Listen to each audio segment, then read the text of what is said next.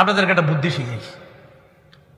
বাজারে গেছে তো রাত অনেক হয়ে গেছে, প্রায় 1টা বেজে গেছে কথার কথা, বা কোনো জায়গায় মাহফিলে গেছেন 1টা বেজে গেছে।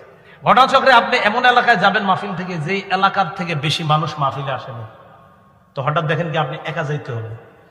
1.5 কিলো রাস্তা আছে এখনো আপনার বাড়ি পর্যন্ত, কোনো গাড়ি পাচ্ছেন না, অটো পাচ্ছেন না। এই মুহূর্তে কি করবেন বলেন তো?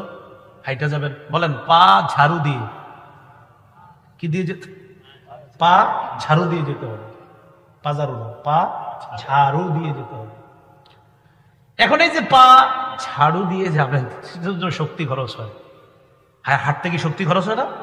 এক বুদ্ধি করবেন, আল্লাহ আপনি কোরআনে বলছেন ইস্তেগফার বললে শক্তি বাড়ে, যেহেতু আমি বাড়িতে যাইতে 1.5 কিলো রাস্তা হাঁটতে হবে, প্রথমে 10 বার 20 বার 50 বার যতবার পারেন ইস্তেগফার পড়বেন এই নিয়তে। আল্লাহ কোরআনে আপনি এক জাতিকে বলছেন ইস্তেগফার পাঠ করো, ইয়াজিদকুম কুওয়াতান ইলা কুওয়াতিকুম, ইস্তেগফার পড়ো, আমি তোমাদের বর্তমান শরীরে যে শক্তি, এই শক্তির সাথে আরো শক্তি অ্যাড করে দিব।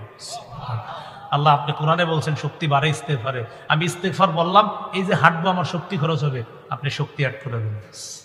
ভাই কোরআনে বলছে ইস্তেগফার বললে শক্তি বাড়ে, তো কেন আমি আপনি বলবো না?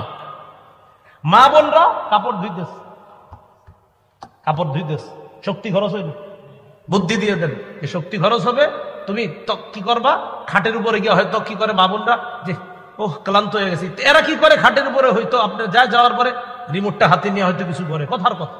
তা আপনি বলবেন না রিমোট হাতে নিও নাই, শক্তি খরচ হয়েছে, এবার খাটের উপরে বসছো, ফ্যান ছাড়ছো, আস্তে ধীরে কয়েকবার ইস্তেগফার পাঠ করো, যেই শক্তি খরচ হয়েছে এটার ঘাটতি আল্লাহ পূরণ করে দেবে।